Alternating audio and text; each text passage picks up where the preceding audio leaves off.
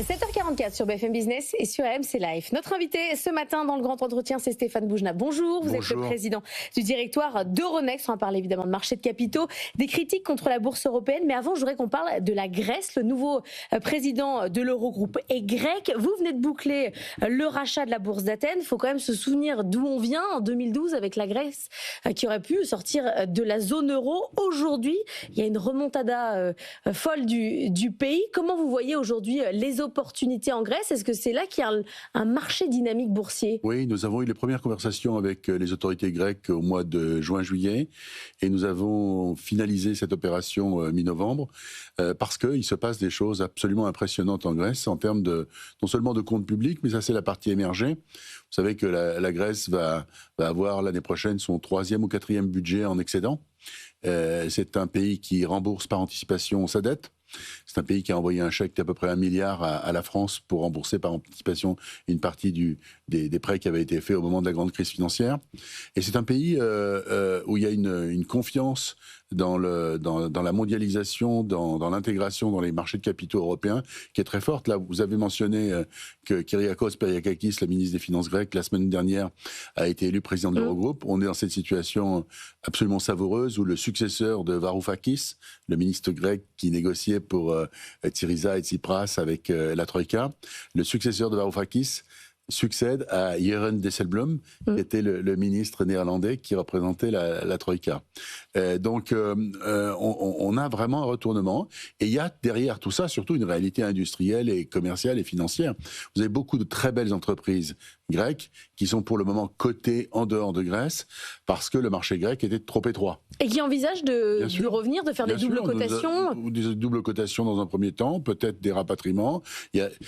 D'un seul coup, quand le marché grec, dans quelques mois, sera connecté au marché unique d'Euronext en Europe, eh bien, au lieu d'être coté en Grèce, vous serez connecté à un marché dont la taille, je le rappelle, est à peu près 2 fois supérieure à celle de Londres. Chaque jour, on échange à peu près 12 milliards d'euros d'actions sur le marché unique intégré d'Euronext. C'est 2 fois la taille des volumes, un peu plus de 2 fois la taille des volumes échangés à Londres.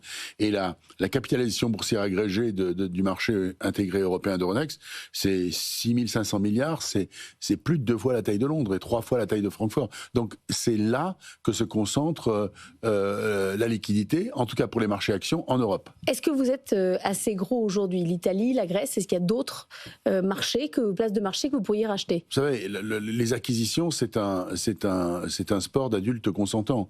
C'est-à-dire que nous sommes, nous, acheteurs, mais il faut qu'il y ait des vendeurs. Et donc, il y a effectivement des infrastructures, par exemple, les infrastructures nordiques, où nous sommes très présents dans le cadre du groupe qui appartiennent aujourd'hui à Nasdaq Nordics, donc filiale du groupe Nasdaq, qui pourrait nous intéresser. Mais Nasdaq, à ce jour, n'a pas l'intention de céder ses activités. Il y a les activités du groupe Six, le groupe suisse Six, en Espagne, autour de BME, qui pourraient nous intéresser, qui nous ont intéressés dans le passé. Mais aujourd'hui, il n'y a pas de vendeur. Donc, il faut être invité par un propriétaire, par une équipe de gestion, par des autorités locales. Et pour le moment, on a des dialogues un peu partout en Europe, mais il n'y a pas de choses qui pourraient évoluer. Il y a des aspirations. Le chancelier Merz a indiqué qu'il souhaitait que l'Europe évolue vers une seule grande plateforme très liquide. Nous sommes un peu le socle de ce que pourrait être cette consolidation. Nos amis allemands opèrent à la bourse de Francfort, qui représente une toute petite partie de leur activité. La bourse de Francfort, c'est moins de 5% des revenus du groupe Deutsche Börse. Mais à ce jour, Mais ça pourrait vous intéresser un jour de racheter Deutsche Börse? De racheter en tout cas l'activité à Francfort. Et l'activité boursière du groupe Deutsche Börse. Le groupe Deutsche Börse fait plus de 90% de son activité en dehors de la bourse, en dehors des activités des métiers de la bourse.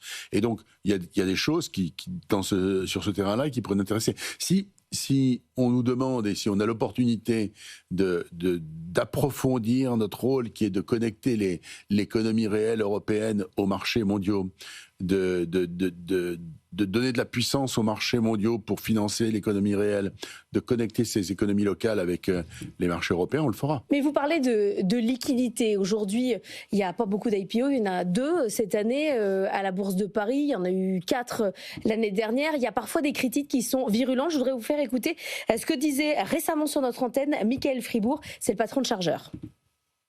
Si j'ai un conseil à donner aux entreprises qui envisageraient de s'introduire à la Bourse de Paris, je leur dis, le faites surtout pas. Surtout pas, pour 2 raisons. D'abord, parce que traditionnellement, les Français, quand même, à part ceux qui vous regardent, n'aiment pas beaucoup la bourse. Deuxièmement, parce que il n'y a pas de capitaux longs en France, parce qu'il n'y a pas de retraite par capitalisation.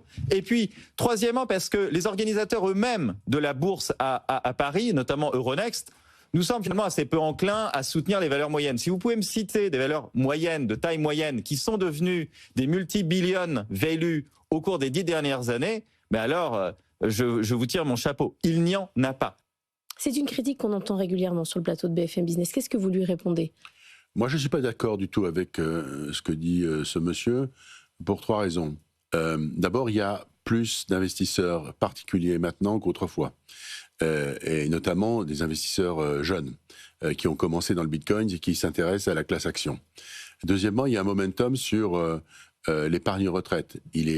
On est plus en retard qu'aux États-Unis. Et évidemment, aux États-Unis, si vous voulez, la Fribourg a raison, si vous voulez aux États-Unis avoir de l'argent quand vous êtes vieux, il faut acheter des actions quand vous êtes jeune. En Europe, si vous voulez avoir des revenus quand vous êtes vieux, il suffit d'espérer que les gens continueront à payer des impôts et des charges sociales autour de vous au moment considéré. Mais les choses sont en train de changer très vite. Et donc, bien sûr, il y a une montée en puissance. La troisième chose, c'est que la raison pour laquelle des entreprises ont une liquidité qui ne décolle pas a peut-être un peu à voir avec ce que nous faisons, mais je vais en parler dans un instant.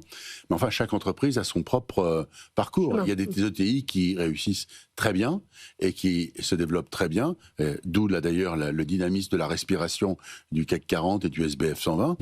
Mais si vous voulez attirer de la liquidité, il faut que votre stratégie soit lisible. Il faut que votre performance soit régulière.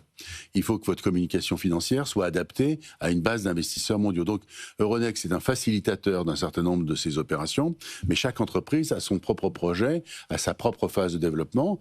Une entreprise peut décider que ce qui est bien, c'est de se diversifier énormément, mais la contrepartie, c'est que la lisibilité de votre stratégie devient plus douloureuse ou compliquée à exprimer. Une entreprise peut au contraire décider de se concentrer, alors elle perd en diversification, elle est très lisible. Donc chaque entreprise a son propre parcours. Est-ce que la meilleure stratégie, c'est pas Total ? On vient d'accueillir au CAC 40 la semaine dernière Eiffage, qui est un magnifique succès industriel, avec une détention du capital par les salariés qui est absolument remarquable. Ce succès spectaculaire, et donc ça montre bien qu'il existe des entreprises de taille intermédiaire qui peuvent devenir des champions globaux dès lors qu'on comprend exactement ce qu'elles font. Est-ce que la double cotation, c'est la meilleure des solutions ? Non, la double cotation, c'est un outil que certaines entreprises cotées ont développé en pensant qu'elles auraient accès à une liquidité plus importante sur un autre marché. Récemment, Total Energy s'est lancé dans cette aventure en transformant leurs ADR en actions à New York. C'est très bien. Total Energy est un groupe magnifique qui considère qu'il a un problème de valorisation, notamment aux US. Jusqu'à présent, l'essentiel de la liquidité, 90% de la liquidité reste en Europe. Les gens qui investissent sur le titre Total Energy continuent à investir en Europe, mais ils ont souhaité développer cette optionnalité. Très bien. Vous savez, nous sommes un facilitateur. Nous avons beaucoup de programmes, contrairement à ce qui vient d'être dit dans le son que vous avez passé, beaucoup de programmes dédiés, orientés vers les entreprises de taille intermédiaire, comme IPO Ready, comme des choses qu'on fait dans le domaine de l'aérospatiale et de la défense, où on essaye de construire une base industrielle et technologique de défense européenne, avec beaucoup de programmes dédiés à ce secteur, et j'observe dans la tech et dans l'aérospatiale et la défense un pipeline, une file d'attente de sociétés qui envisagent de faire des opérations de marché en 2026 qui est assez considérable. Donc on aura plus d'IPO en 2026 que les deux qu'on a connus cette année. Bien sûr, d'ailleurs en Europe on reste toujours ceux qui à l'échelle européenne qui réalisent le plus d'introductions en bourse, notamment d'introductions en bourse de sociétés internationales, de sociétés qui ne sont pas européennes. Donc c'est encore sur ce marché d'Euronext que les sociétés internationales viennent se coter. Sur les questions budgétaires, on a parlé des retraites, on va peut-être arriver à la fin de la séquence, on l'espère. Comment vous regardez les 3 mois qui viennent de se dérouler, de débats à l'Assemblée nationale et au Sénat ? Avec perplexité, détermination et un peu de colère aussi. Mais détermination et colère sur quoi ? Parce que le spectacle de 58% du PIB confié à 900 personnes réparties sur 2 sites, à l'Assemblée nationale et au Sénat, avec l'espoir que on puisse aller vers une sorte de redressement choisi plutôt que dans quelques mois ou quelques années une austérité subie, pouvait susciter des attentes d'une forme de responsabilité plus ferme, plus aboutie. Je veux dire, on vous parlait de la Grèce tout à l'heure. Le rétablissement de la Grèce, comme d'ailleurs celui du Portugal, comme d'ailleurs celui de l'Italie, comme d'ailleurs celui de l'Espagne, qui il y a 10 ans était qualifié sous l'acronyme PIGS par la presse londonienne, c'est pas fait par hasard. Ce sont des pays qui ont travaillé sur plus de travail, plus de fiscalité, en ce compris la TVA, qui est un angle mort de notre débat budgétaire. Les pays qui se sont redressés ont tous une TVA qui est entre 21, 22, 23 et 24 et pas autour de 20. Des pays qui ont travaillé donc sur les prélèvements, qui ont travaillé sur le travail et qui ont travaillé sur une réduction significative de la dépense. On ne fait pas le job. Je pense que dans le fait que l'Assemblée nationale ait été incapable d'ouvrir la discussion sur les dépenses, il y a ce que les psychanalystes appellent un acte manqué. C'est-à-dire, nous n'avons pas résolu notre addiction à la dépense. C'est-à-dire, on s'est passé beaucoup de mois beaucoup de semaines sur comment augmenter les prélèvements. Mais alors l'idée qu'il faille passer un peu de temps pour se poser la question de réduire la dépense publique n'existe pas. Donc je suis en colère, je suis déterminé parce que je pense qu'il va bien falloir trouver des solutions et que toutes les bonnes volontés seront bienvenues et que les responsables d'entreprise doivent participer activement et de manière vocale à ce débat pour aider ceux qui décident à trouver des solutions un peu plus responsables. J'ai beaucoup de compassion pour le travail que fait le Premier ministre, qui fait de son mieux et qui est en train de sortir des compromis qui ne sont pas très esthétiques mais qui ont le mérite d'exister. Mais enfin, on n'a rien résolu puisqu'on va être la 3e année avec un déficit budgétaire supérieur à 5%.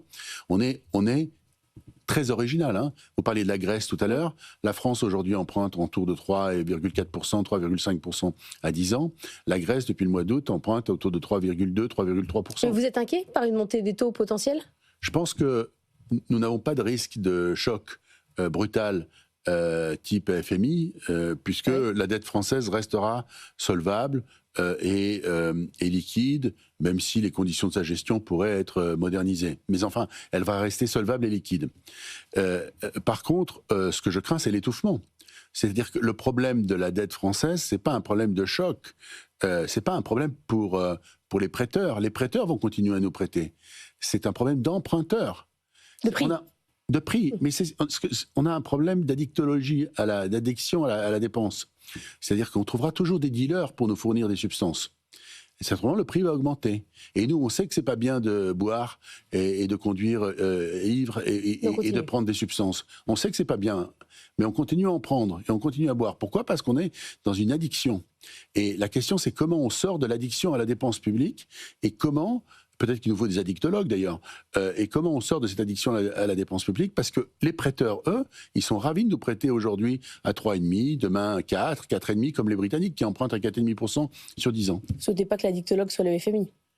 Je suis en train de vous dire que l'addictologue ne sera pas le FMI et qu'il faut qu'on trouve nous-mêmes le chemin du redressement choisi pour éviter l'austérité subie, mais qu'entre-temps, nous allons avoir une asphyxie, ce que Villeroy de Galhau appelle un étouffement, mais c'est la même chose, c'est-à-dire une augmentation du coût de notre dette qui va atteindre... Vous savez, quand en 2027-28, on aura 100 milliards de charges de la dette, en 28 plutôt qu'en 27, ben ça veut dire qu'on ne discutera plus au Parlement de quelque chose qui représente à peu près 3 fois ce qui a été le cœur de la discussion budgétaire depuis quelques mois. Merci beaucoup Stéphane Boujnah d'être venu sur le plateau de la matinale de l'économie.